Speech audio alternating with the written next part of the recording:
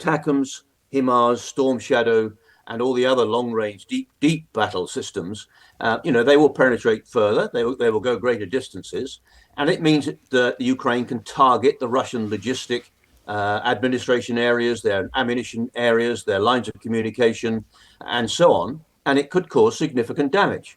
Let's just bring in the defence analyst and retired army officer Tim Cross, who's been holding our hand, hasn't he, through the war in Ukraine over the recent years. Tim, a move this that Zelensky has been hoping for, these long-range missiles now free to be used, says Joe Biden.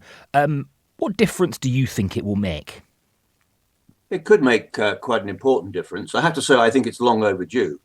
I've been saying this for some time, and I understand that politically these things are not easy, but from a purely military perspective, this decision is long overdue. If you consider the battlefield that's being fought in Ukraine, like any other campaign, most people will think about the front line, the close, what we call the close battle.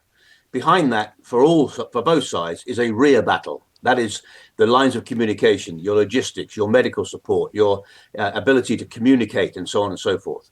And then across the other side of the close battle is the deep battle. So our deep battle is the Russian rear battle. And thus far, Ukraine has been able to attack deep into Russia, but only using limited capabilities, drones and so on. And we've seen in the last 24 hours, Russia launched a large drone attack into Ukraine's rear area. So that was a Russian deep battle attack. A lot of those drones were shot down. Being able to use ATACMS, HIMARS, Storm Shadow, and all the other long-range, deep battle systems, they will penetrate further. They will go greater distances, and it means that the Ukraine can target the Russian logistic administration areas, their ammunition areas, their lines of communication, and so on. And it could cause significant damage. So, from a purely military point of view, this is a good thing for Ukraine to be able to do. Now, how will Russia respond to that is another issue. Yeah, okay, well, let's go there then, because clearly one of the hesitations on Joe Biden's part over the last couple of months on this issue has been a NATO ally, engaging in, or weapons produced by a NATO ally deep into Russia. Yeah. How does Putin meet that moment, Tim? Well, I don't think it means that Putin will try and take on NATO. At the end of the day, leaving aside everything else, this is a Ukraine versus Russia, and NATO in that sense is not going to be engaged in the fighting. But everybody is talking clearly about what will happen when the new president arrives, when President Trump arrives in January, and his promises and I think his genuine desire to try and bring this thing to an end. And I have to say, a lot of the European allies would be delighted if this thing were to be brought to an end. What it would look like, of course, again, is a different issue. But if that is the case, Russia again realizes that they need to get themselves into the strongest possible position so that if there are some negotiations, if Putin does reach out and try and bring people around a table, Russia wants to be in the best possible position, as of course Ukraine does.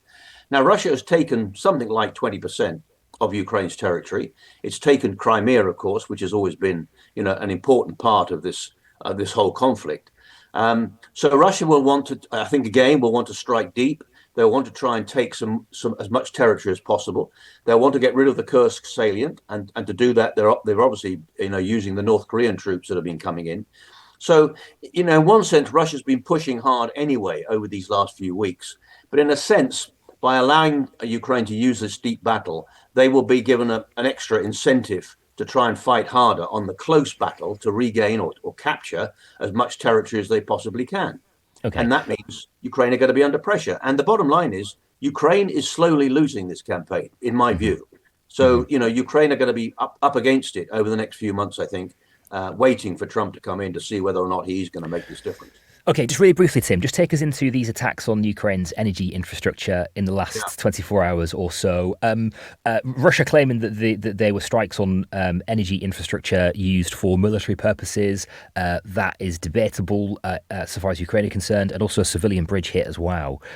What do we know of what was hit and what kind of impact it may have?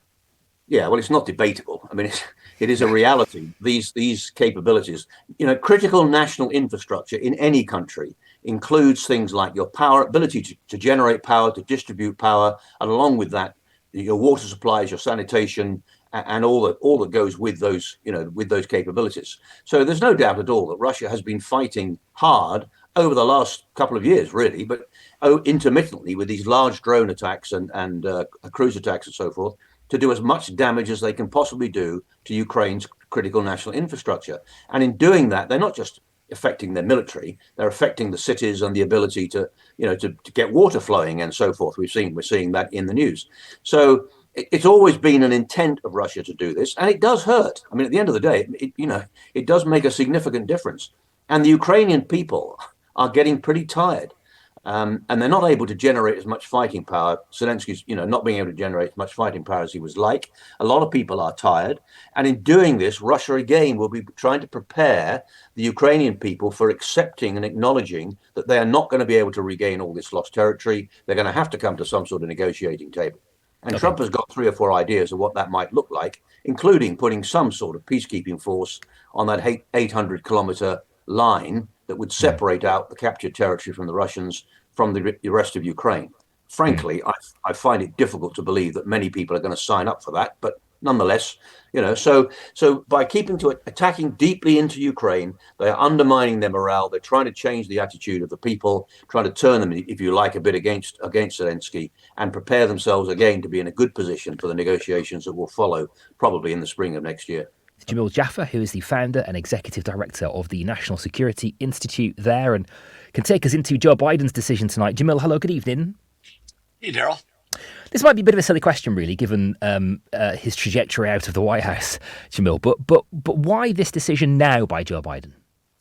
Well, Daryl, in a lot of ways, this is a further step that he's taking in a series of steps that he's taken over the course of this now 2+ year conflict. We saw at the outset of the conflict, the United States wasn't willing to put in the fight HIMARS or ATACMS, these long range missile systems. We weren't willing to put in M1 Abrams. We weren't willing to put in F-16 fighters. But over time, we've put each of those weapon systems in the conflict. And even just last May, the president authorized the use of HIMARS against Russian forces inside of Russia to defend Kharkiv. So in a lot of ways, this is just the next logical step. This is the use of the longer range ATACMS systems into Russia to defend the Ukrainian positions there in Kursk, where you now have both Russian soldiers, but also about 10,000 North Korean soldiers that have come into the fight. Okay, something of a parting gift, this as well, presumably from Joe Biden before Donald Trump's arrival. Is that the right way to read it as well? Well, certainly possible in the sense that Donald Trump has made clear that he intends to end this conflict. He says on day one, but as soon thereafter, as he is taking office, and of course, giving the Ukrainians the ability to defend themselves more effectively, defend the space they have, might be able to put them in a better position to ultimately negotiate if, in fact, Donald Trump does pull support for Ukraine and forces them into a negotiation. Okay. There were reports that Emmanuel Macron and Keir Starmer were lobbying Biden to make this kind of a move. Do you see that having made a difference? Is this a sort of big geopolitical diplomatic effort? Well, I do think that has something to do with it. The U.S. put the M1 Abrams tanks in once the British and the Germans had indicated they were going to put Challenger and Leopard tanks in, and now we see the British talking about putting Storm Shadow missiles in and Scout missiles in, also from other parts of Europe. And so now that those are in the fight, there may be additional pressure to put these ATACMS in. They are slightly longer range than the Scalp and Storm Shadow missiles, which I think makes them more effective. But at the end of the day, I think it's partly that pressure that's causing the Biden administration to be willing to move forward. Okay. Also, some concern that this further embeds a NATO ally in a war with Putin and how he meets this moment.